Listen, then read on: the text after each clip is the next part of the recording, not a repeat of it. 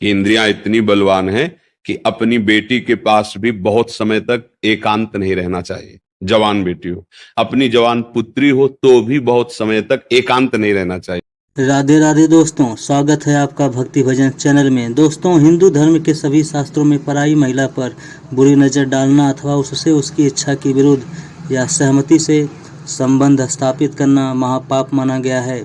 जो पुरुष ऐसा करता है मरणोपरांत उसका वास नरक में होता है। इस पाप से वंश का तो नाश होता ही है, साथ ही इसके दुष्प्रभाव का दाग आने वाली पीढ़ियों पर भी लग जाता है। तो दोस्तों, आज की वीडियो में हम सबको यह जानने को मिलेगा कि जो पुरुष महिलाओं पर बुरी नज़र डालते हैं उनको कैसा पाप लगता है। दोस्तों, वीडियो पूरा देखिए तभी आप जान पाओगे। मात्र दृष्टि से पहले हमें भगवत दृष्टि रखनी होगी। तुम्हारे नाम के आगे शास्त्री लगा इसलिए बताया, और होते तो दूसरे उदाहरण देते। सर्वत्र भगवान है, स्त्री और पुरुष की पोशाक है। ये पांच भौतिक पोशाक है, न कोई स्त्री है न कोई पुरुष है। जीव देहाभिमानी संबोधन, वो जैसी पोशाक मिलती है वैसा तदात्म हो जाता है कि मैं स्त्री हूं, मैं पुरुष हूं, मैं ऐसा। उसे चाहे माता मान लो, चाहे पिता मान लो, चाहे बंधु मान लो, चाहे सखा मान लो, गुरु मान लो, जो मानो। जननी का तात्पर्य कि जब हम अपनी माँ को देखते हैं तो हमारा पवित्र भाव होता है।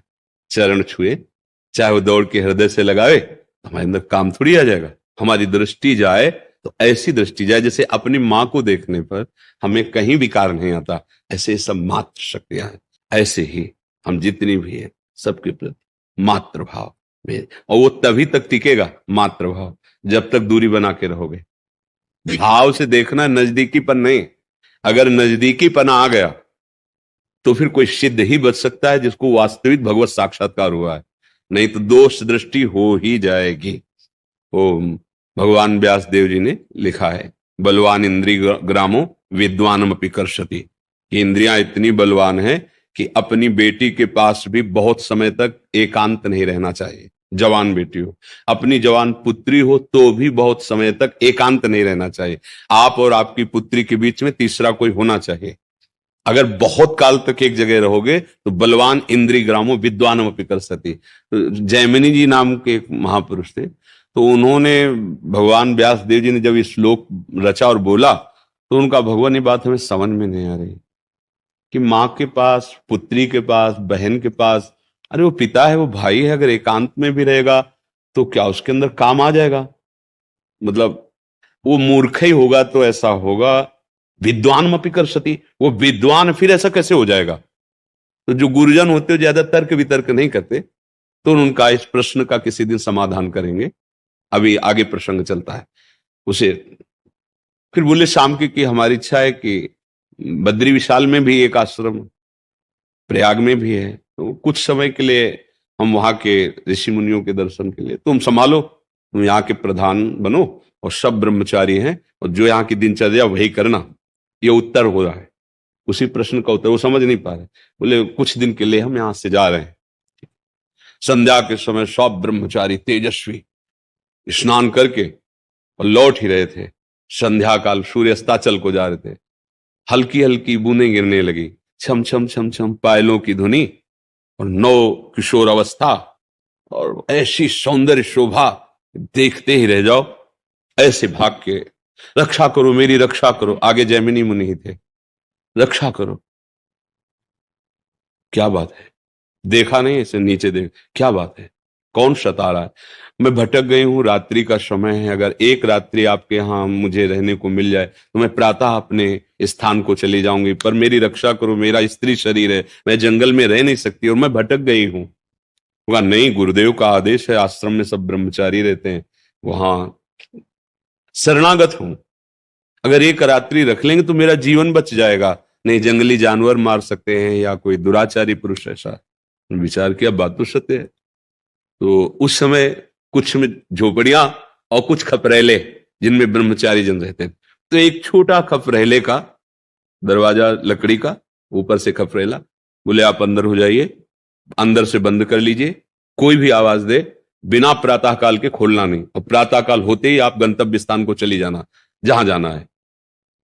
अब बैठे आके संध्या में, वही आवाज, वही रूप, बार बार हटाने की कोशिश की, हट नहीं रहा।